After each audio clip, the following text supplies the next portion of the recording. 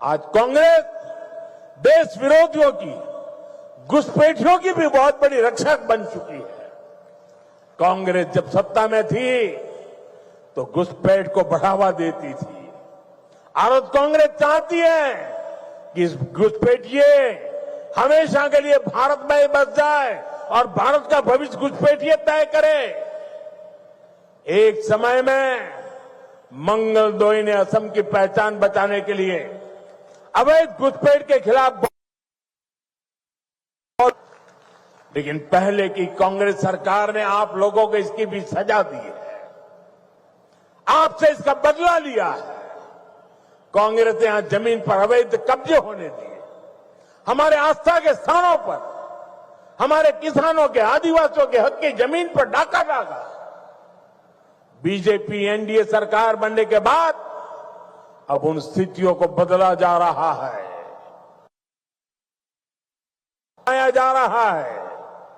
हेमंता जी के नेतृत्व में असम में लाखों बीघा जमीन घुसपैठियों से मुक्त की जा चुकी है। दरांग जिले में भी बहुत बड़ी जमीन से कब्जा हटाया गया है। यहां गोरूखुंटी इलाके में कांग्रेस के समय घुसपैठियों का कब्जा था। आज वो जमीन वापस ले जा चुकी है।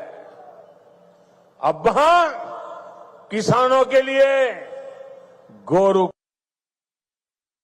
पल रही है। वहां के नौजवान अब कृषि सैनिक बनकर खेती कर रहे हैं।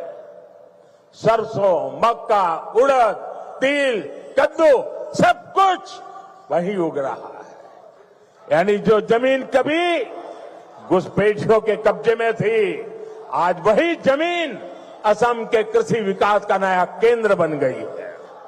आज कांग्रेस देश विरोधियों की, घुसपैठियों की भी बहुत बड़ी रक्षक बन चुकी है।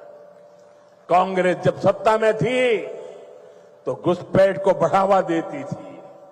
और कांग्रेस चाहती है कि इस घुसपैठिए हमेशा के लिए भारत में ही बस जाए और भारत का भविष्य घुसपैठिए तय करे। एक समय में मंगलदोई ने असम की पहचान बचाने के लिए अवैध घुसपैठ के खिलाफ, लेकिन पहले की कांग्रेस सरकार ने आप लोगों को इसकी भी सजा दी है, आपसे इसका बदला लिया है। कांग्रेस ने यहां जमीन पर अवैध कब्जे होने दिए, हमारे आस्था के स्थानों पर, हमारे किसानों के, आदिवासियों के हक की जमीन पर डाका डाला। बीजेपी एनडीए सरकार बनने के बाद अब उन स्थितियों को बदला जा रहा है, आया जा रहा है। हेमंता जी के नेतृत्व में असम में लाखों बीघा जमीन घुसपैठियों से मुक्त की जा चुकी है। दरांग जिले में भी बहुत बड़ी जमीन से कब्जा हटाया गया है। यहां गोरूखुंटी इलाके में कांग्रेस के समय घुसपैठियों का कब्जा था। आज वो जमीन वापस ले जा चुकी है। अब वहां किसानों के लिए गोरू पल रही है।